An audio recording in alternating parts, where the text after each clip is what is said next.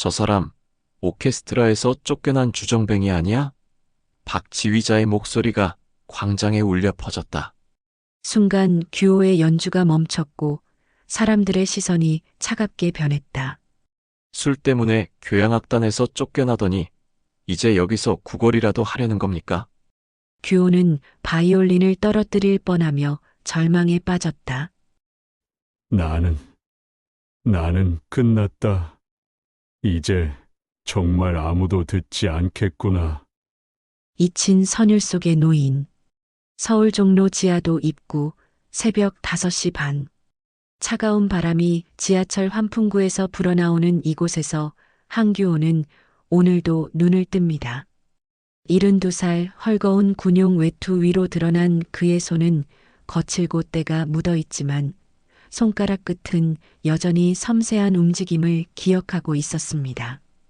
또 하루가 시작되는구나. 규호는 중얼거리며 몸을 일으켰습니다. 몸에서 나는 냄새 때문에 사람들이 코를 막고 지나가는 모습을 보며 그는 자신도 모르게 어깨를 움츠렸습니다. 하지만 그의 눈빛만큼은 여전히 고닫습니다. 마치 무언가를 잃어버렸지만 완전히 포기하지는 않은 사람의 눈빛이었죠. 규호의 옆에는 언제나 낡고 부서진 듯한 바이올린 케이스가 놓여 있었습니다. 케이스의 가죽은 여기저기 벗겨져 있고 잠금 장치는 녹슬어 있었지만 그는 이 케이스를 보물처럼 소중히 다뤘습니다. 가끔 지나가는 사람들이 저 할아버지 악기라도 하나? 하며 비웃는 소리를 들을 때면 규호는 케이스를 더욱 꼭 껴안곤 했습니다. 냄새 좀 어떻게 안 되냐? 한 중년 남성이 코를 막으며 소리쳤습니다. 규호는 고개를 숙이며 자리를 피했습니다. 이런 일이 하루에도 몇 번씩 반복됩니다. 어린아이들은 엄마 뒤로 숨고 젊은 사람들은 혀를 차며 멀리 돌아갑니다. 하지만 규호는 화를 내지 않았습니다. 그저 조용히 자신만의 세계로 들어갈 뿐이었죠. 국밥집으로 향하는 규호의 발걸음은 무겁지만 꾸준했습니다.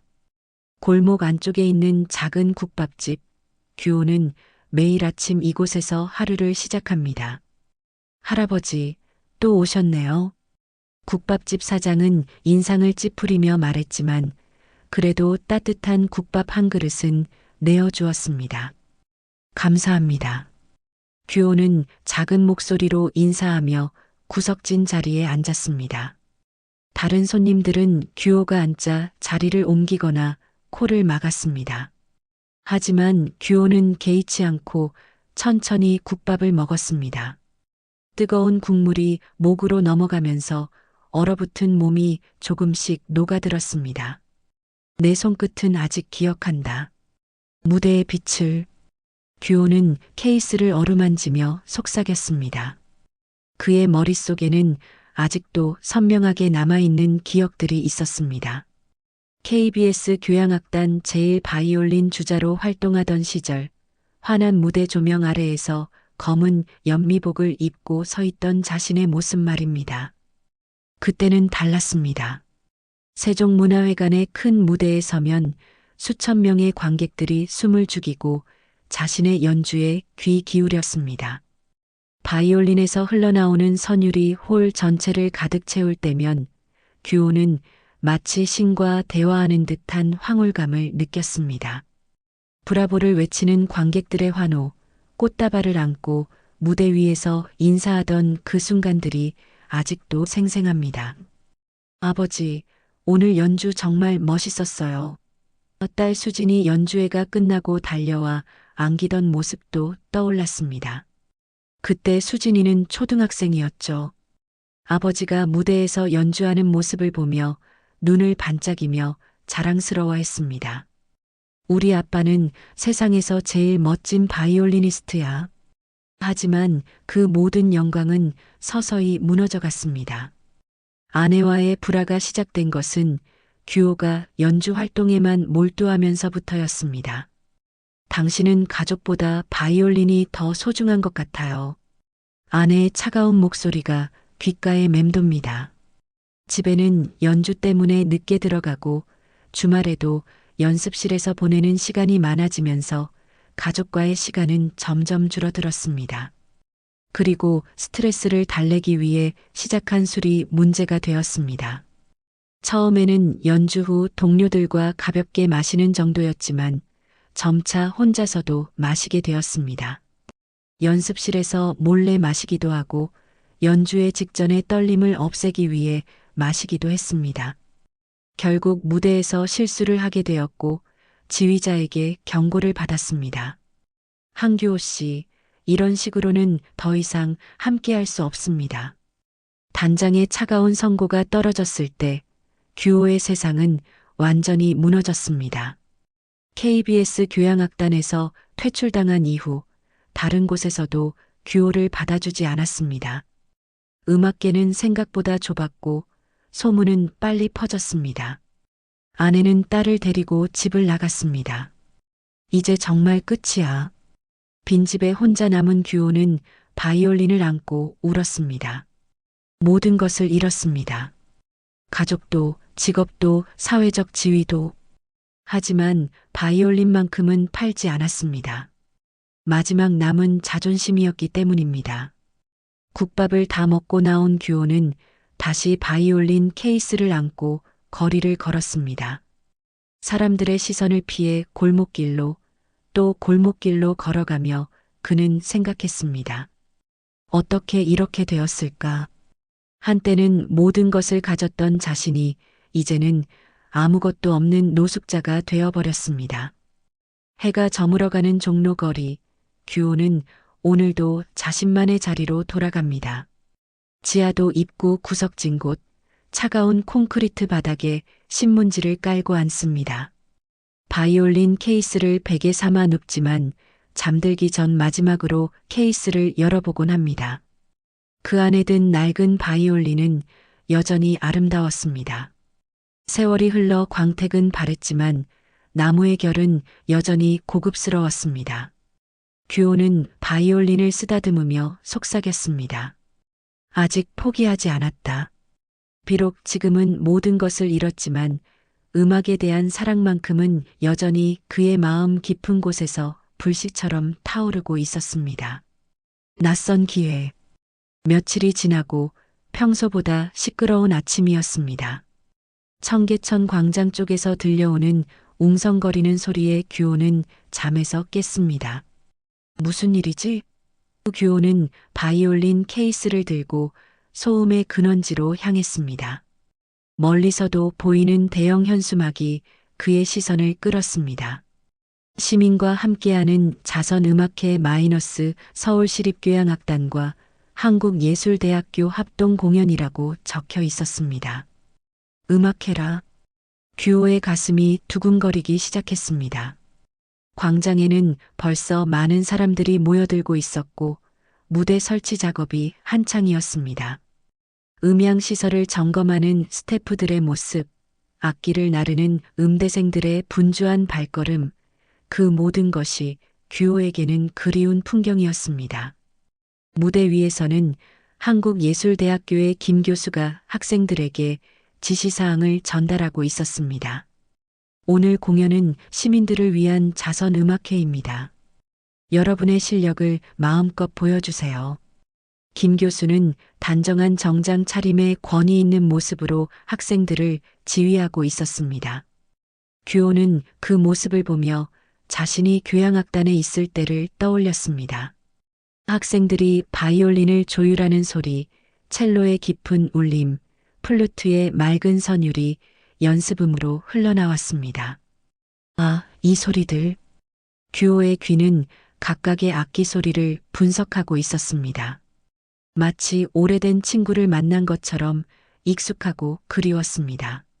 하지만 동시에 연주의 미묘한 실수들도 들렸습니다.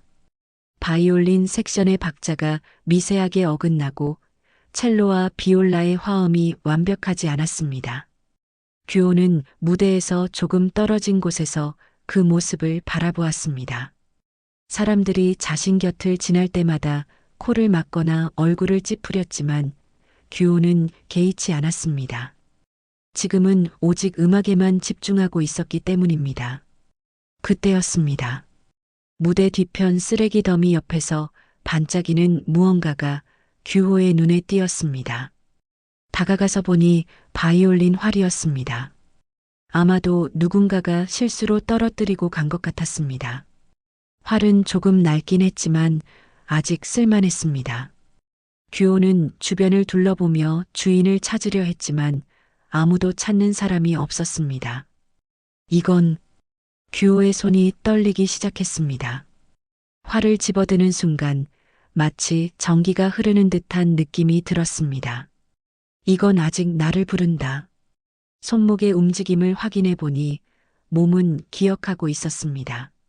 수십 년간 단련된 바이올리니스트의 자세가 자연스럽게 나왔습니다. 오른손은 활을 잡는 정확한 위치를 찾았고 왼손은 지판을 짚는 형태로 구부러졌습니다. 할아버지, 거기서 뭐 하세요? 갑자기 들린 목소리에 규호는 깜짝 놀랐습니다. 한 대학생이 다가와서는 규호를 위아래로 훑어보며 비웃는 표정을 지었습니다. 20살 정도로 보이는 청년이었는데 바이올린 케이스를 메고 있는 것으로 보아 연주자인 것 같았습니다. 냄새 좀 치우고 다니세요. 악기 잡을 손도 아닌데 왜 남의 물건을 만져요? 청년의 목소리에는 노골적인 혐오감이 담겨 있었습니다. 다른 학생들도 하나둘 모여들어 수군거리기 시작했습니다. 저 할아버지 뭐야? 냄새 진짜 심하네. 무대 근처에 왜 있는 거지? 규호는 고개를 숙이고 물러나려고 했습니다. 평소 같았으면 그냥 조용히 사라졌을 것입니다. 하지만 그 순간 가슴 깊은 곳에서 무언가가 꿈틀거리는 것을 느꼈습니다. 분노도 아니고 슬픔도 아닌 오히려 도전의식 같은 것이었습니다. 악기 잡을 손이 아니라고? 규호는 천천히 고개를 들었습니다. 그의 눈에는 이상한 빛이 돌고 있었습니다. 내가 정말 악기 잡을 손이 아닐까? 규호는 자신의 손을 바라보았습니다. 거칠고 더러워진 손이었지만 손가락의 형태는 여전히 바이올리니스트의 것이었습니다. 무대에서는 학생들의 연습이 계속되고 있었습니다. 모차르트의 바이올린 협주곡 3번이 흘러나왔지만 규호의 귀에는 연주의 문제점들이 선명하게 들렸습니다. 첫 번째 바이올린의 비브라토가 과도하고 두 번째 바이올린과의 균형이 맞지 않았습니다. 저것도 연주라고 하나. 규호는 속으로 중얼거렸습니다. 할아버지, 음악 아세요? 또 다른 학생이 비꼬는 투로 물었습니다. 그럼 모차르트 협주곡이 몇 번인지 맞춰보세요. 학생들이 키득거리며 웃었습니다. 규호는 잠시 망설였지만 입을 열었습니다. 3번 사장조, KL 216번입니다. 학생들의 웃음이 순간 멈췄습니다. 맞네. 할아버지가 어떻게 알지? 하지만 이내 다시 비웃음이 터져 나왔습니다. 인터넷에서 찾아본 거겠지. 요즘 할아버지들도 스마트폰 쓰잖아. 점점 더 많은 사람들이 광장으로 몰려들었습니다. 가족 단위로 나온 시민들, 데이트를 나온 젊은 연인들, 산책을 나온 노인분들까지 모두들 무료 음악회를 보러 온 것이었습니다. 규호는 그 사람들을 바라보며 생각했습니다. 저 사람들도 진짜 음악을 듣고 싶어 할 텐데. 할아버지, 계속 여기 계실 거예요? 처음 말을 걸었던 대학생이 다시 다가와서 짜증스러운 표정으로 말했습니다. 여기는 연주자들만 있는 곳이거든요. 관객석은 저쪽이에요. 손가락으로 멀리 떨어진 의자들을 가리켰습니다. 하지만 이번에는 규호가 물러나지 않았습니다. 오히려 바이올린 케이스를 더 꽉 껴안으며 말했습니다. 나도 연주자였습니다. 그 말에 대학생들이 웃음을 터뜨렸습니다. 연주자요? 할아버지가요? 어디서 연주하셨는데요? 지하철역에서요? 학생들의 조롱이 계속되었지만 규호는 더 이상 그들의 비웃음이 무섭지 않았습니다. 마음속 깊은 곳에서 억눌렸던 자존심과 음악에 대한 열정이 다시 꿈틀거리고 있었기 때문입니다. 그리고 그 순간 규호는 결심했습니다. 마지막으로 한 번만, 정말 마지막으로 한 번만 연주해 보겠다고. 무대 아래로 들어선 자, 규호는 떨리는 손으로 바이올린 케이스의 녹슨 잠금 장치를 열었습니다. 딸깍하는 소리와 함께 케이스가 열리자 낡았지만 여전히 아름다운 바이올린이 모습을 드러냈습니다. 주변에 있던 대학생들이 진짜 악기네 하며 수군거렸지만 규호는 신경 쓰지 않았습니다. 할아버지, 설마 여기서 연주하려는 건 아니죠? 한 학생이 당황스러운 표정으로 물었습니다. 공식 무대도 아닌데 그냥 구경만 하시고 가세요. 하지만 규호는 이미 바이올린을 턱에 괴고 있었습니다. 수십 년 만에 느끼는 바이올린의 무게와 촉감이 낯설면서도 그리웠습니다. 광장의 한 구석, 무대에서 조금 떨어진 곳에서 규호는 바이올린을 들어 올렸습니다. 첫 번째 현을 켜자 삐걱거리는 소리가 났습니다. 오랫동안 조율하지 않아서 음정이 맞지 않았던 것입니다. 하지만 규호의 손은 기억하고 있었습니다. 하나씩 현을 조율해가며 정확한 음정을 찾아갔습니다. 뭐야, 저 할아버지? 지나가던 시민들이 하나둘 발걸음을 멈추고 바라보기 시작했습니다. 어떤 이는 신기한 듯 바라보았고 어떤 이는 코를 막으며 얼굴을 찌푸렸습니다. 냄새나. 저 노숙자가 왜 여기서 연주해? 한 중년 여성이 큰 소리로 말했습니다. 규호는 고개를 들어 주변을 둘러보았습니다. 점점 더 많은 사람들이 자신을 바라보고 있었습니다. 호기심 어린 눈빛도 있었지만 대부분은 불쾌함과 혐오감이 가득한 시선들이었습니다. 아이들은 엄마 뒤로 숨고 젊은 연인들은 고개를 돌렸습니다. 저기요, 할아버지. 보안요원 한 명이 다가왔습니다.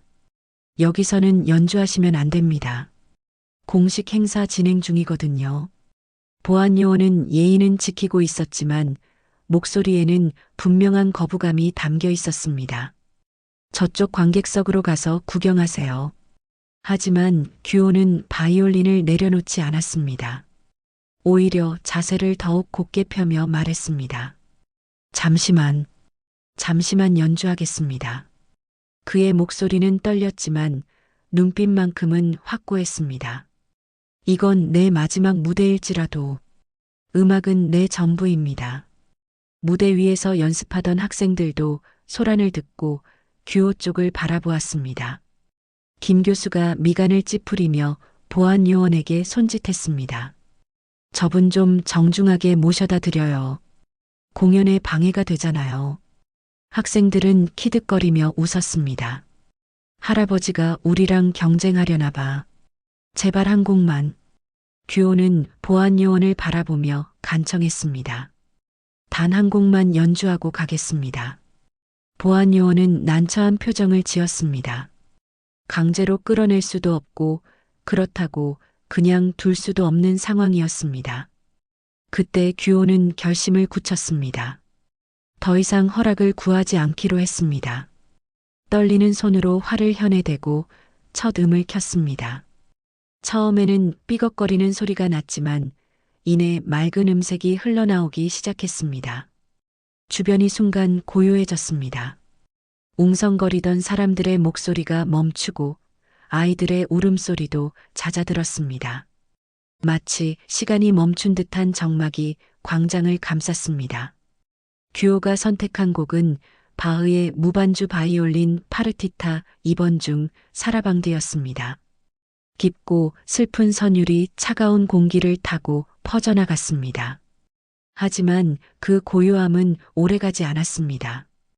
이내 군중 속에서 야유가 터져나오기 시작했습니다. 냄새나.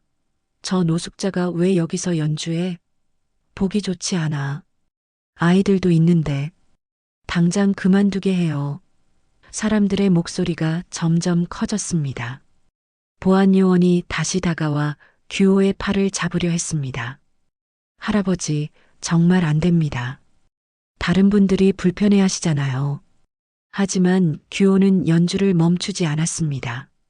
오히려 보안 요원을 피해 몇 걸음 뒤로 물러서며 연주를 계속했습니다. 아버지, 저 할아버지 왜 저래? 한 아이가 엄마에게 물었습니다. 쳐다보지 마라.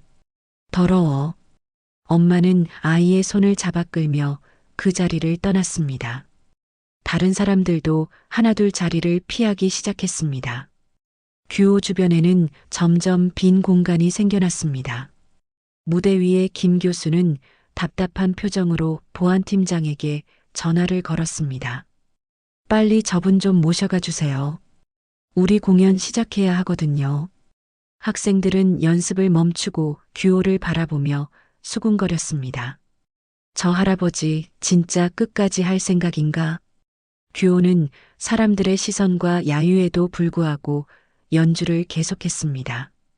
바흐의 사라방드는 슬프고 장엄한 곡입니다. 그 선율 속에는 인생의 고통과 슬픔, 그리고 그것을 견뎌내는 인간의 의지가 담겨 있었습니다. 규호는 자신의 모든 감정을 그 선율에 담아 표현했습니다. 하지만 현실은 냉혹했습니다. 사람들은 음악이 아니라 연주자의 외모와 냄새에만 신경 쓰고 있었습니다. 저런 사람이 음악을 해봤자 돈이나 달라고 하려는 거 아니야? 경찰 불러야 하는 거 아니야? 곱지 않은 시선과 말들이 쏟아졌습니다. 규호의 마음은 무너져 갔습니다. 자신이 쏟아붓는 진심 어린 연주를 아무도 들어주지 않는다는 현실이 너무나 아팠습니다. 손이 떨리기 시작했고 활이 현에서 미끄러졌습니다. 선율이 흔들리자 사람들의 야유는 더욱 거세졌습니다. 그만해요, 할아버지. 한 젊은 남성이 큰 소리로 외쳤습니다. 듣기 거북해요. 그 말에 규호의 마음이 철렁 내려앉았습니다. 자신이 평생을 바쳤던 음악이 이제는 사람들에게 거북한 소음일 뿐이라는 사실을 깨달았기 때문입니다. 흔들리는 선율. 규호는 떨리는 마음을 다잡고 다시 바이올린을 들어 올렸습니다. 사람들의 야유에도 불구하고 그는 차이콥스키의 바이올린 협주곡 1번을 연주하기로 결심했습니다. 이 곡은 그가 KBS 교향악단에서 솔로 연주자로 섰을 때 가장 자신 있게 연주했던 곡이었습니다. 첫 번째 구절이 시작되었지만 오랜 시간 연주하지 않은 탓에 손가락이 뻣뻣했습니다. 피치카토에서 아르코로 넘어가는 부분에서 삐끗거렸고 높은 음역에서는 음정이 불안정했습니다. 아이들이 킥킥대며 웃었고 어른들은 고개를 저으며 혀를 찼습니다. 저게 뭐야? 제대로 된 연주도 못하네. 시간 낭비하지 말고 그만해. 사람들의 비난이 쏟아졌지만 규호는 연주를 멈추지 않았습니다. 오히려 눈을 감고 마음을 집중했습니다. 손가락의 감각이 조금씩 돌아오기 시작했고 활을 쥔 오른손도 안정을 찾아갔습니다. 두 번째 구절이 이어질수록 연주가 점점 안정되었습니다. 규호의 몸이 음악을 기억해내고 있었습니다. 수십 년간 단련된 테크닉이 서서히 되살아나면서 선율이 깊어지기 시작했습니다. 차이콥스키 특유의 감정적이고 열정적인 멜로디가 광장에 울려 퍼졌습니다. 웃음소리가 점점 잦아들었습니다. 몇몇 사람들이 발걸음을 멈추고 규호의 연주에 귀를 기울이기 시작했습니다. 한 노인분은 벤치에 앉아 눈을 감고 음악에 빠져들었고 젊은 연인 중 여자가 생각보다 괜찮네 하며 남자친구의 팔을 잡았습니다. 저게 진짜 연주야. 한 대학생이 놀란 표정으로 중얼거렸습니다. 무대에서 연습하던 학생들도 하나둘 연주를 멈추고 규호 쪽으로 시선을 돌렸습니다. 김 교수마저 미간을 찌푸리며 규호의 연주를 듣고 있었습니다. 규호는 곡의 절정 부분에 다다랐습니다. 가장 어려운 기교가 요구되는 카덴차 부분이었습니다. 빠른 패시지와 복잡한 화음, 높은 음역의 연속이었죠. 예전 같았으면 완벽하게 소화했을 부분이었지만 지금의 듀오에게는 큰 도전이었습니다. 첫 번째 패시지에서 약간 흔들렸지만 듀오는 포기하지 않았습니다. 오히려 더욱 집중하여 다음 구간을 연주했습니다. 손가락이 현 위를 빠르게 움직이며 아름다운 선율을 만들어냈습니다. 몇몇 사람들의 눈에 눈물이 맺히기 시작했습니다. 아, 저 연주.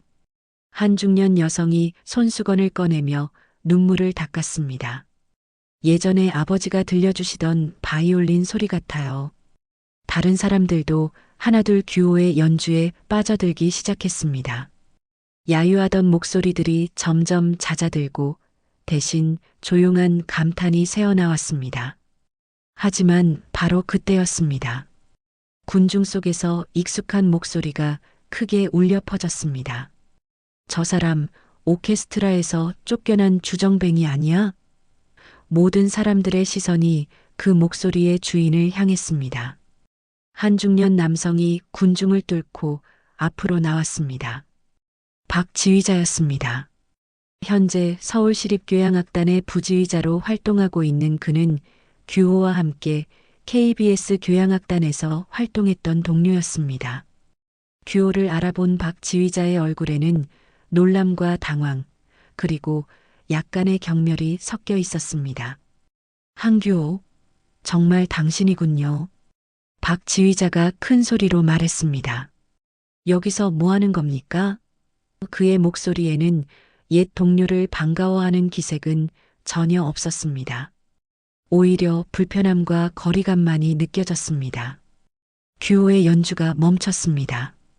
바이올린을 든 손이 떨리기 시작했고 얼굴이 창백해졌습니다. 박 선생님. 규호는 간신히 말을 꺼냈습니다. 옛 동료를 만난 기쁨보다는 부끄러움이 앞섰습니다. 모르는 척하고 지나가려고 했는데 사람들이 떠들어서 확인해 봤더니 정말 당신이네요.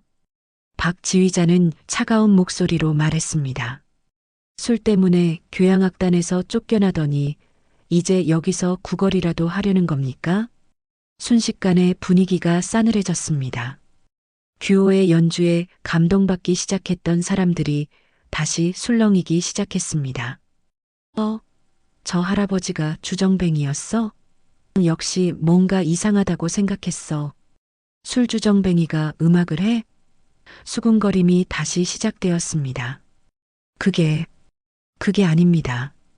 규호는 변명하려 했지만 목소리가 나오지 않았습니다.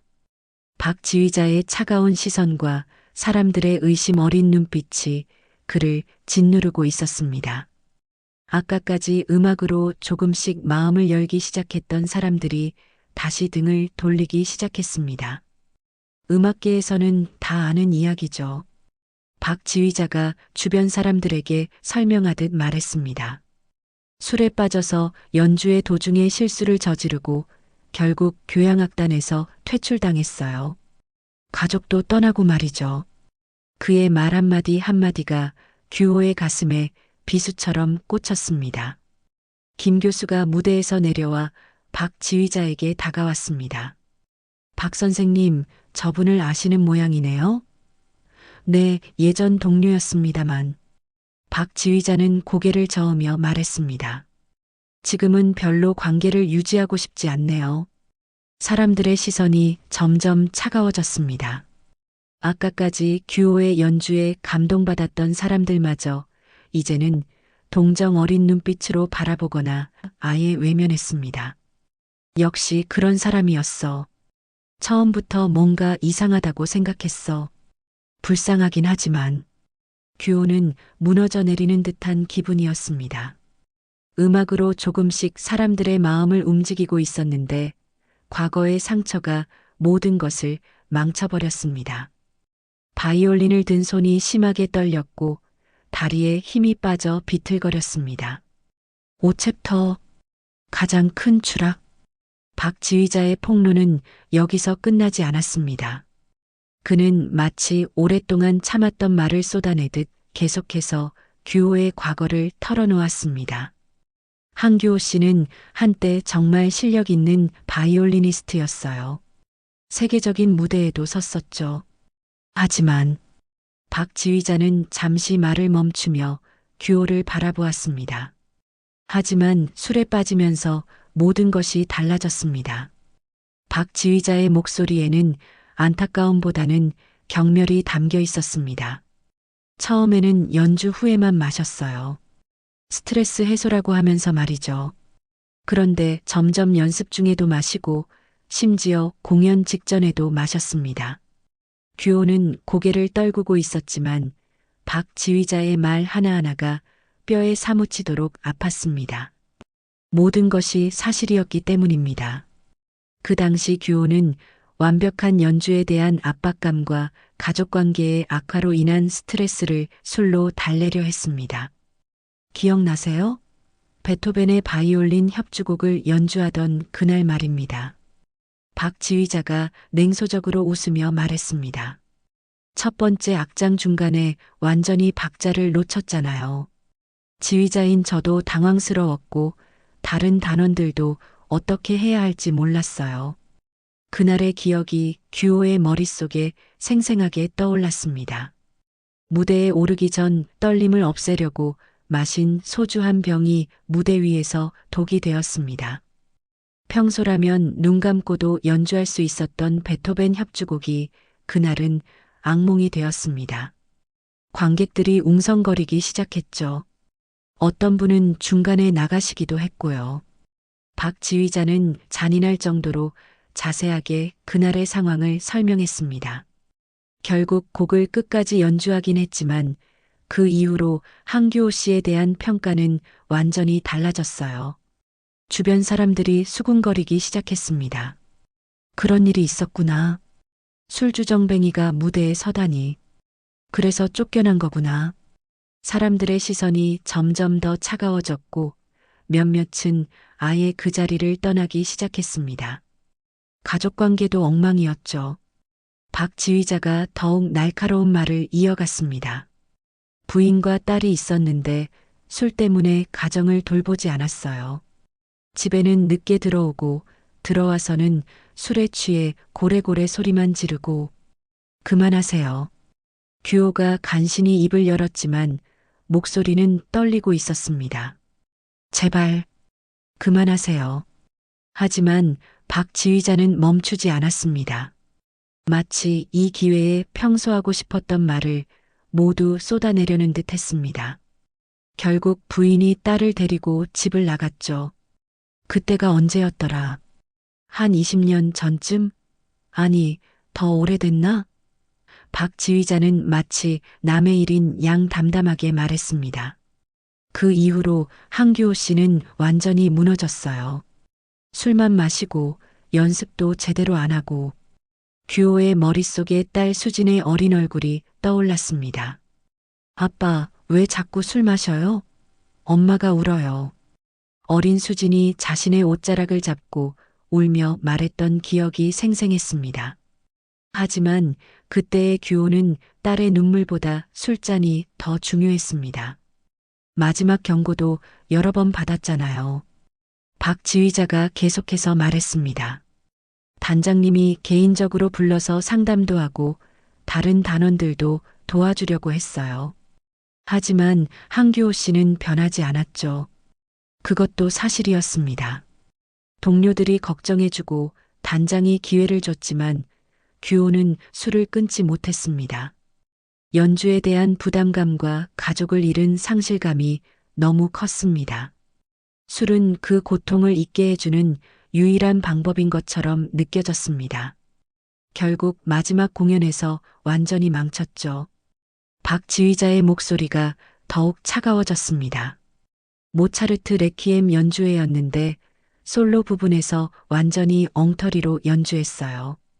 관객들이 환불을 요구할 정도였죠. 그날의 굴욕이 규호의 가슴을 파고들었습니다. 레퀴엠의 숭고한 선율을 망쳐놓은 자신에 대한 자책감이 다시 밀려왔습니다.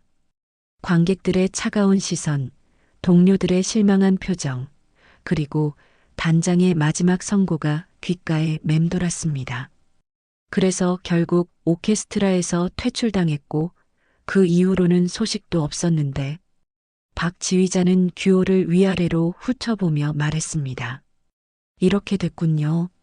참 안타깝긴 하지만 자업자득이죠. 군중들의 수군거림이 더욱 커졌습니다. 아, 역시 그런 사람이었어. 처음부터 뭔가 이상하다고 생각했어. 불쌍하긴 하지만 본인이 자초한 일이지. 동정심을 보이던 사람들마저 이제는 고개를 저으며 혀를 찼습니다. 보안 요원이 다시 다가왔습니다. 할아버지, 이제 정말 가셔야겠어요. 다른 분들이 많이 불편해 하시거든요. 이번에는 더 이상 예의를 차릴 필요가 없다는 듯 단호한 목소리였습니다. 규호는 절망에 빠졌습니다. 음악으로 조금씩 사람들의 마음을 움직이고 있었는데 과거의 상처가 모든 것을 무너뜨렸습니다. 손에 들고 있던 바이올린이 무겁게 느껴졌습니다. 더 이상 이 악기를 들 자격이 없는 것처럼 생각되었습니다. 나는 끝났다. 규호는 중얼거리며 바이올린을 내려놓으려 했습니다.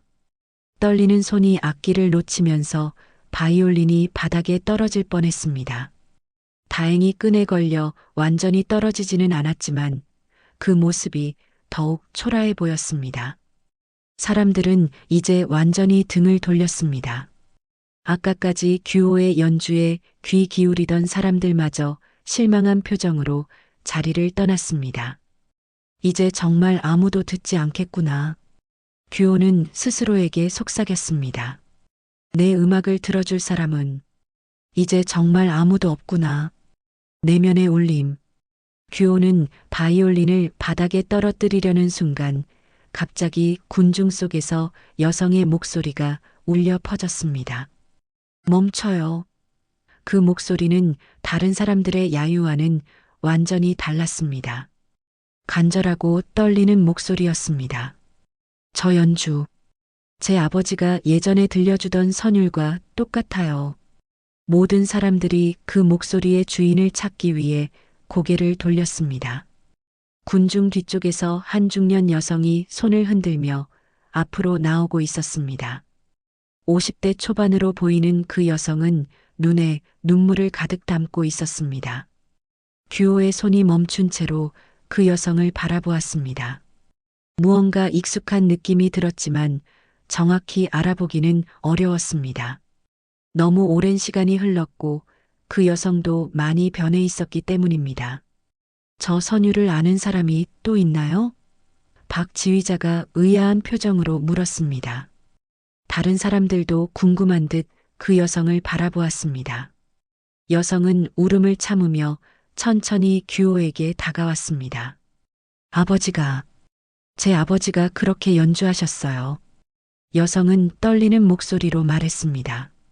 차이콥스키 바이올린 협주곡을 그렇게 감정을 담아서 연주하셨죠. 제가 어릴 때 아버지는 저를 위해 자주 연주해 주셨거든요. 규호의 가슴이 두근거리기 시작했습니다.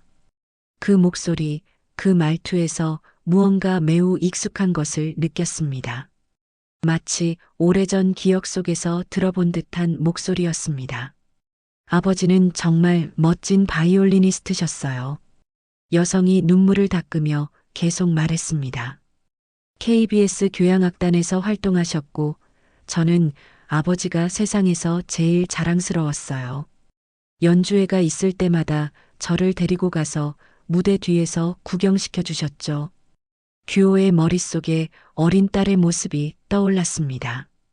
연주회가 끝나고 무대 뒤로 달려와 아빠 하며 안기던 작은 아이의 모습, 자신의 연주를 보며 눈을 반짝이던 그 아이의 얼굴이 점점 선명해졌습니다. 하지만 아버지는 어느 날부터 달라지기 시작했어요. 여성의 목소리가 더욱 떨렸습니다. 술을 마시기 시작하셨고 집에 늦게 들어오셨어요. 엄마와 자주 싸우셨고 저에게도 화를 내셨죠. 규호의 가슴이 철렁 내려앉았습니다. 그 여성이 누구인지 점점 확실해지고 있었습니다. 하지만 믿고 싶지 않았습니다. 이런 모습으로 딸을 만나게 될 줄은 꿈에도 생각하지 못했기 때문입니다. 결국 엄마는 저를 데리고 집을 나왔어요. 여성이 흐느끼며 말했습니다. 그때 제가 10살이었거든요. 그 이후로 아버지를 한 번도 못 봤어요. 찾으려고 했지만 연락처도 알 수 없었고. 수진이? 규호가 떨리는 목소리로 물었습니다. 바이올린을 든 손이 심하게 떨렸고 다리에 힘이 빠져 비틀거렸습니다. 수진이, 맞니? 여성이 규호를 똑바로 바라보았습니다. 눈물로 범벅된 얼굴이지만 그 눈빛만큼은 분명했습니다. 아버지, 정말 아버지예요? 여성, 아니 수진이 떨리는 손으로 입을 막았습니다. 주변 사람들이 웅성거리기 시작했습니다. 저 할아버지 딸이야? 정말 가족이었구나. 이런 드라마 같은 일이. 박 지휘자도 놀란 표정으로 두 사람을 번갈아 보았습니다. 수진아, 정말 수진이구나. 규호는 바이올린을 떨어뜨릴 뻔하며 딸에게 다가가려 했습니다. 하지만 몇 걸음 가지 못하고 멈춰섰습니다. 자신의 초라한 모습이 부끄러웠기 때문입니다. 40년 만이구나. 규호의 목소리가 메었습니다. 수진아, 아빠가 미안하다. 정말 미안하다. 그는 고개를 숙이며 눈물을 흘렸습니다. 딸 앞에서 이런 모습으로 서 있는 자신이 너무나 부끄러웠습니다.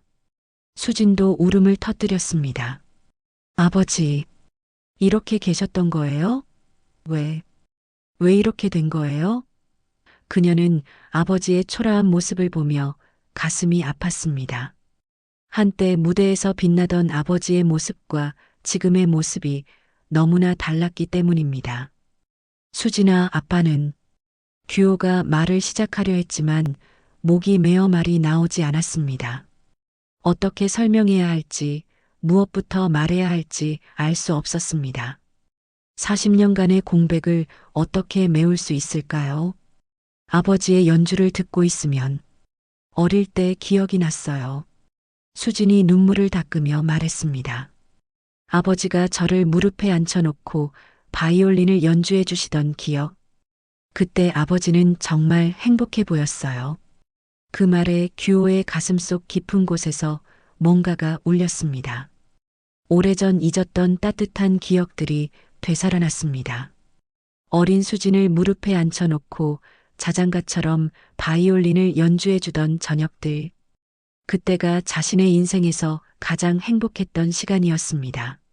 아빠도 그때가 제일 행복했다. 규호가 떨리는 목소리로 말했습니다. 수진이와 함께 있을 때가, 수진이를 위해 연주할 때가 제일 행복했어. 주변 사람들의 분위기가 조금씩 바뀌기 시작했습니다. 아까까지 차갑게 등을 돌렸던 사람들도 이제는 조용히 두 사람을 지켜보고 있었습니다. 40년 만에 만난 아버지와 딸의 재회에 감동받기 시작한 것입니다. 그런데 아버지, 수진이 주저하며 말했습니다. 지금도 연주하세요? 그녀는 아버지가 들고 있는 낡은 바이올린을 바라보았습니다. 한때 무대를 빛냈던 그 바이올린이 이제는 너무나 초라해 보였습니다. 규호는 자신이 들고 있는 바이올린을 내려다보았습니다. 이제 아무도 들어주지 않는다. 그는 씁쓸하게 웃으며 말했습니다. 하지만 포기할 수는 없었어. 이 바이올린은 수진이와의 마지막 연결고리였거든. 이 연주는 누군가를 위한 게 아니라 내 가족을 위한 것이었구나. 규호는 깨달았습니다. 지금까지 자신이 찾고 있던 것은 사람들의 박수나 인정이 아니었습니다. 사랑하는 가족과의 잃어버린 연결, 그것을 되찾고 싶었던 것입니다. 무릎 꿇은 순간, 규호는 떨리는 손으로 바이올린을 다시 들어 올렸습니다. 딸 수진과의 재회는 그에게 새로운 힘을 주었습니다. 이번에는 다른 사람들의 인정을 받기 위한 연주가 아니었습니다. 40년 동안 못다한 아버지의 마음을 전하는 연주였습니다. 수진아, 아빠가 마지막으로, 정말 마지막으로 너를 위해 연주해주고 싶다. 규호의 목소리는 떨렸지만 눈빛만큼은 확고했습니다. 수진은 눈물을 흘리며 고개를 끄덕였습니다. 주변 사람들도 이상한 기대감에 조용해졌습니다. 규호는 눈을 감고 깊이 숨을 들이마셨습니다. 온몸이 떨리고 있었지만 마음만큼은 평온했습니다. 그리고 바이올린을 턱에 대고 활을 현에 올렸습니다. 이번에 선택한 곡은 슈베르트의 아베 마리아였습니다. 어린 수진이 가장 좋아했던 곡이었죠. 첫 음이 울려 퍼지는 순간 광장의 분위기가 완전히 바뀌었습니다. 아까와는 차원이 다른 깊이와 감정이 음악에 담겨 있었습니다. 규호는 더 이상 기교를 보여주려 하지 않았습니다. 오직 마음에서 우러나오는 감정만을 연주했습니다.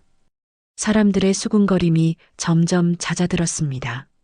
아까까지 냄새 때문에 코를 막고 있던 사람들도 이제는 조용히 연주에 귀를 기울이기 시작했습니다. 음악이 가진 힘이 모든 편견과 선입견을 뛰어넘고 있었습니다.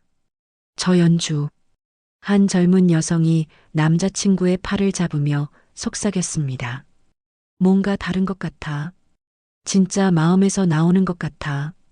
남자친구도 고개를 끄덕이며 규호의 연주에 빠져들었습니다. 슈베르트의 아베 마리아는 신성하고 숭고한 곡입니다. 규호는 이 곡에 자신의 모든 것을 담았습니다. 딸에 대한 그리움, 잃어버린 시간에 대한 후회, 그리고 다시 만난 기쁨까지 모든 감정이 선율을 타고 흘러나왔습니다. 무대에서 연습하던 학생들도 하나둘 연주를 멈추고 규호를 바라보았습니다. 김 교수마저 미간을 찌푸리고 있던 표정이 점점 부드러워졌습니다. 저 연주는 김 교수가 중얼거렸습니다. 기교는 완벽하지 않지만 마음이 느껴진다. 곡이 절정에 다다르자 규호의 연주는 더욱 깊어졌습니다.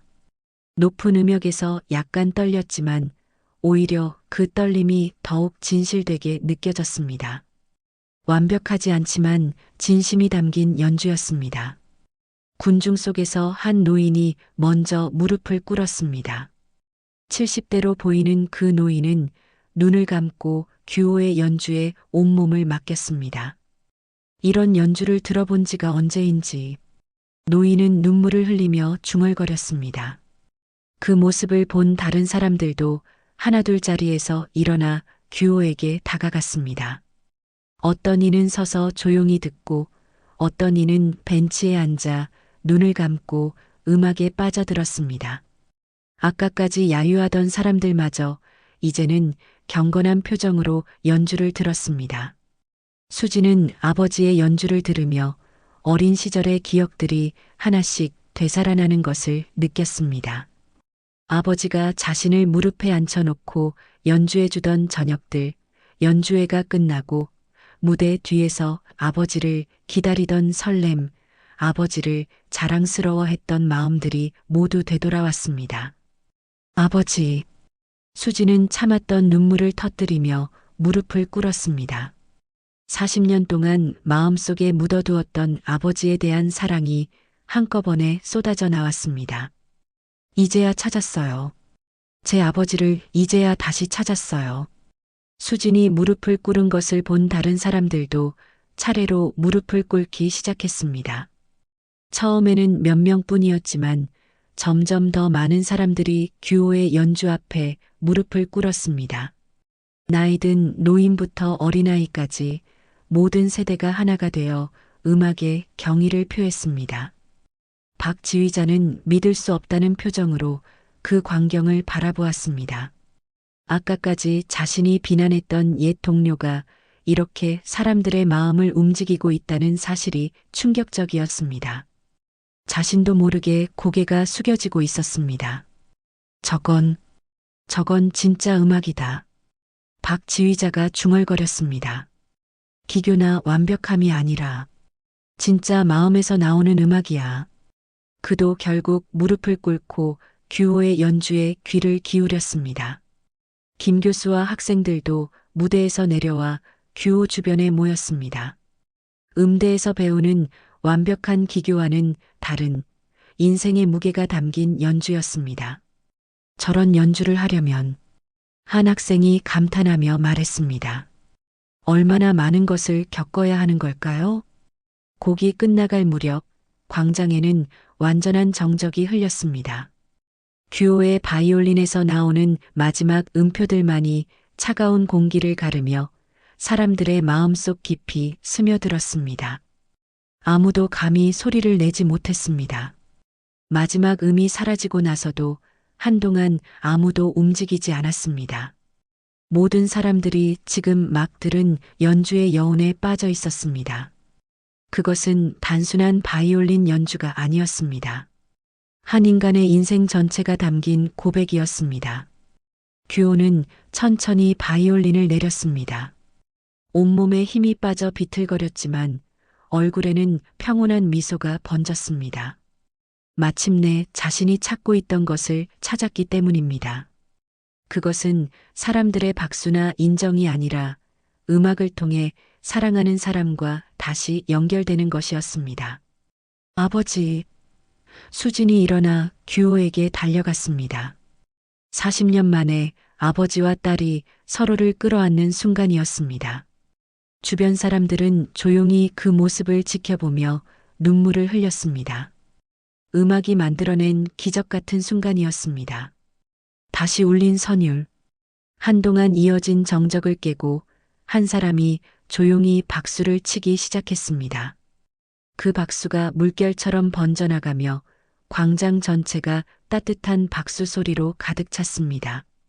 하지만 그 박수는 시끄럽거나 요란하지 않았습니다.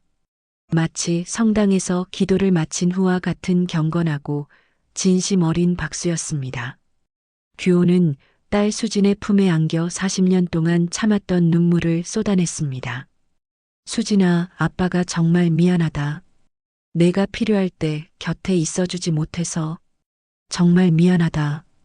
규호의 목소리는 울음으로 갈라졌습니다. 괜찮아요, 아버지. 수진도 눈물을 흘리며 아버지를 꼭 껴안았습니다. 이제 다시 만났잖아요. 이제 다시 함께할 수 있잖아요. 그녀의 목소리에는 원망이 아닌 용서와 사랑만이 담겨 있었습니다. 박 지휘자가 조심스럽게 다가왔습니다. 아까까지 차갑게 비난했던 자신이 부끄러웠습니다. 규호야, 미안하다. 박 지휘자는 진심으로 사과했습니다. 내가 너무 매정했어. 내 연주를 듣고 나니 진짜 음악이 무엇인지 다시 깨달았다. 규호는 고개를 들어 박 지휘자를 바라보았습니다. 박 선생님, 선생님 말씀이 다 맞습니다. 제가 모든 것을 잃은 것도 가족이 떠난 것도 모두 제 잘못입니다. 규호는 담담하게 말했습니다. 하지만 음악만큼은 포기할 수 없었습니다. 김 교수와 학생들도 하나둘 다가와 규호에게 인사했습니다. 선생님의 연주에서 많은 것을 배웠습니다. 한 학생이 진심으로 말했습니다. 기교보다 중요한 것이 마음이라는 것을 깨달았어요. 젊은 친구들아, 규호가 학생들을 바라보며 말했습니다. 음악은 사람의 마음을 움직이는 것이야. 완벽한 기교도 중요하지만 그보다 더 중요한 것은 진심이란다. 그것을 잊지 마라. 수지는 아버지의 손을 잡고 말했습니다. 아버지, 이 바이올린. 아직도 이렇게 소중히 간직하고 계셨구나. 그녀는 아버지가 들고 있는 낡은 바이올린을 바라보았습니다. 어린 시절 아버지가 연주하던 바로 그 바이올린이었습니다. 이건 내게 남기고 싶구나. 규호는 떨리는 손으로 바이올린을 딸에게 건넸습니다. 내가 못 지켜낸 시간까지 이 바이올린에 담겨 있어. 이제 내가 이어받아 주었으면 좋겠다. 아버지. 수지는 떨리는 손으로 바이올린을 받았습니다. 그 바이올린은 낡고 상처투성이었지만 그녀에게는 세상에서 가장 소중한 보물이었습니다. 아버지의 마음과 음악을 제가 이어받겠어요. 주변 사람들이 그 모습을 조용히 지켜보며 눈물을 흘렸습니다. 단순한 악기의 전달이 아니라 아버지에서 딸로 이어지는 사랑과 음악의 전수였습니다. 40년의 공백을 뛰어넘는 감동적인 순간이었습니다. 아버지, 이제 어디서 지내세요? 수진이 걱정스러운 표정으로 물었습니다. 혹시 계실 곳이 없으시면. 하지만 규호는 고개를 저으며 미소를 지었습니다. 수진아, 아빠는 이제 괜찮다. 규호의 목소리에는 평온함이 담겨 있었습니다. 오늘 너를 다시 만났고 사람들 앞에서 진심으로 연주할 수 있었어. 그것만으로도 충분해. 며칠 후 놀라운 소식이 전해졌습니다. 규호의 연주 영상이 누군가에 의해 인터넷에 올라가 화제가 되었고 여러 사회복지단체에서 그에게 연락이 왔습니다. 그중 한 노숙자 쉼터에서 아이들을 위한 음악 선생님 자리를 제안했습니다. 아이들에게 음악을 가르쳐 달라고요? 규호는 믿을 수 없다는 표정으로 물었습니다. 쉼터 관계자는 고개를 끄덕이며 말했습니다. 선생님의 연주를 보고 깊은 감동을 받았어요. 기교보다는 마음을 전하는 음악을 아이들에게 가르쳐 주세요. 규호는 새로운 삶을 시작했습니다. 노숙자 쉼터에서 생활하며 아이들에게 바이올린을 가르쳤습니다. 아이들은 처음에는 규호의 외모를 보고 무서워했지만 이내 그의 따뜻한 마음을 느끼고 마음을 열었습니다. 선생님, 이 음은 어떻게 내는 거예요? 한 아이가 바이올린을 들고 물었습니다. 규호는 미소를 지으며 아이의 손을 잡고 정확한 자세를 가르쳐 주었습니다. 음악은 마음에서 나오는 거란다. 기술도 중요하지만 무엇보다 사랑하는 마음이 중요해. 수지는 주말마다 쉼터를 찾아와 아버지를 도왔습니다. 아버지와 함께 아이들을 가르치며 잃어버린 시간을 조금씩 되찾아갔습니다. 아버지, 오늘 아이들 연주 어땠어요? 정말 잘했어. 마음이 느껴졌거든. 어느 날 쉼터에서 작은 음악회가 열렸습니다. 아이들이 규호에게 배운 곡들을 연주하는 자리였습니다. 연주는 완벽하지 않았지만 아이들의 순수한 마음이 담겨 있었습니다. 관객들은 아이들의 연주에 뜨거운 박수를 보냈습니다. 음악회 마지막에 규호가 무대에 올랐습니다. 사람들은 더 이상 그를 냄새나는 노숙자라고 부르지 않았습니다. 이제 그는 아이들의 음악 선생님이었고 진심으로 연주하는 음악가였습니다. 규호는 마지막 곡으로 다시 슈베르트의 아베 마리아를 연주했습니다. 이번에는 절망이 아닌 희망이 담긴 연주였습니다. 새로운 삶에 대한 감사와 딸과의 재회에 대한 기쁨이 선율에 담겨 있었습니다. 연주가 끝나고 규호는 마이크를 잡고 말했습니다. 비록 제 삶은 무너졌었지만 음악은 저를 다시 일으켜 세웠습니다. 그리고 가장 소중한 것을 되찾게 해주었어요. 음악은 정말 놀라운 힘을 가지고 있습니다. 무대 아래에서 수진이 눈물을 흘리며 박수를 쳤습니다. 아버지는 이제 진정으로 자신을 되찾았습니다. 과거의 영광이 아닌 현재의 진실한 모습으로 사람들에게 사랑받고 있었습니다. 그날 밤 규호는 쉼터 자신의 작은 방에서 창밖을 바라보았습니다. 수진아, 아빠가 드디어 진짜 음악을 찾았어. 그는 혼자 중얼거렸습니다. 이제 정말 행복하다. 차가운 바람이 창문을 흔들었지만 규호의 마음은 따뜻했습니다. 음악이 그에게 새로운 삶을 선물해 주었기 때문입니다.